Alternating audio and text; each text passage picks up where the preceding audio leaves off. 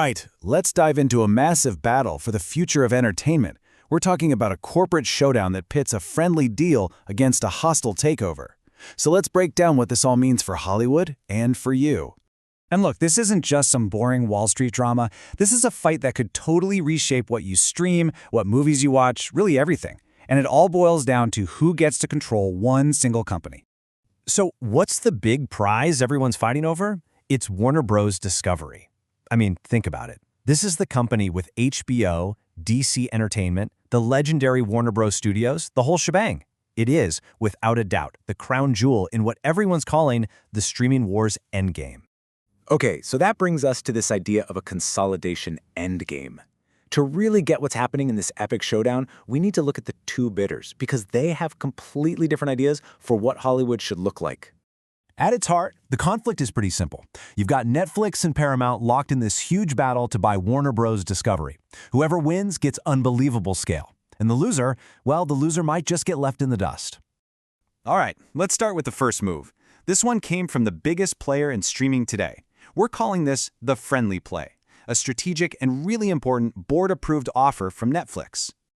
So Netflix played it by the book. They went the traditional route, right? They sat down, they negotiated directly with the leadership at Warner Bros. Discovery, and they hammered out what you'd call a friendly merger between the two companies. And they didn't come empty-handed. They put a huge number on the table, valuing WBD's studio and streaming assets at around $83 billion. To put that in perspective, that's about $27.75 for every single share. Okay, so let's break this down because this move is a perfect textbook example of what's called a strategic merger and acquisition, or M&A for short. The key here is that it's a calculated move. It's all about long-term growth, not some desperate rescue mission. And when you look at the details, you can really see the signs of a classic strategic play. You've got that official stamp of approval from the WBD board, a formal, legally binding contract, and a really sharp focus on just integrating the good stuff, the content, while, strategically leaving some of the older, less valuable cable network assets behind. So the logic here for Netflix is what they call an asset bolt-on. Think of it like this. They're not trying to change who they are. They just want to plug all this world-class IP. We're talking DC superheroes, Harry Potter, the entire HBO library, and bolt it directly onto their already massive global streaming machine. But this friendly deal was nowhere near finished. Just when it seemed like things were settling down, the real drama kicked off with a hostile interruption, a total surprise, and a very, very aggressive play from a rival. So what did Paramount do? They decided to completely ignore WBD's management and its board. They went straight over their heads, directly to the people who actually own the company, the shareholders, with something called a tender offer. And they did it by offering way, way more money. We're talking a stunning $108.4 billion. That's $30 a share. The bet they're making is that a huge pile of cash is something shareholders just can't say no to. And this move is the absolute definition of a hostile takeover. See, it's not about friendly negotiation or finding common ground. It's a raw attempt to force a change of control against the wishes of the company's leadership by going right for the shareholders' wallets. You can see the total contrast with Netflix's approach here, right? There is zero board support. It's a direct, aggressive pitch to shareholders.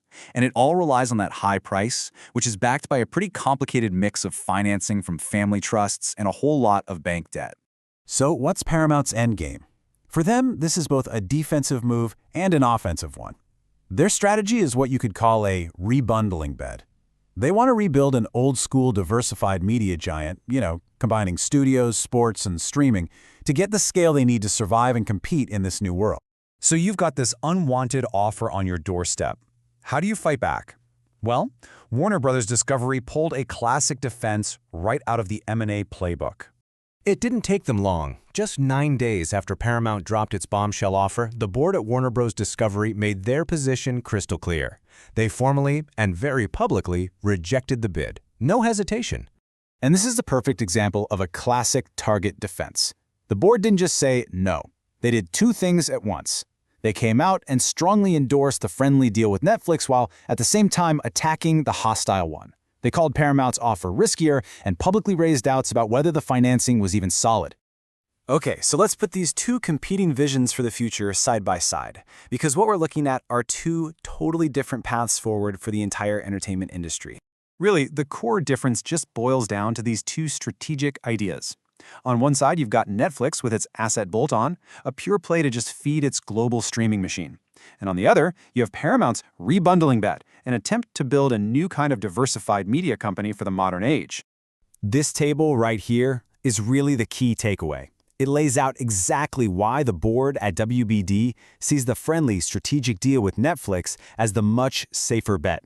I mean, look, it has board support, the financing is more certain, and there's a clear plan for integration. All of that adds up to way less risk for the shareholders. So what happens now? Well, no matter who wins this thing, the message is loud and clear. The streaming wars are entering the final round. If Netflix wins, you get a supercharged streamer with incredible market power. If Paramount wins, you get a new kind of legacy plus streaming giant. But either way, the era of just chasing subscriber growth is over. Now it's all about scale and having the best bundle of content. So at the end of the day, it all comes down to this: a friendly deal versus a hostile takeover. It's a battle between a carefully planned strategic merger and an aggressive all-out assault. And the final decision? Well, it's going to send ripples through the entire industry, and it will absolutely shape what shows up on your screen for years to come.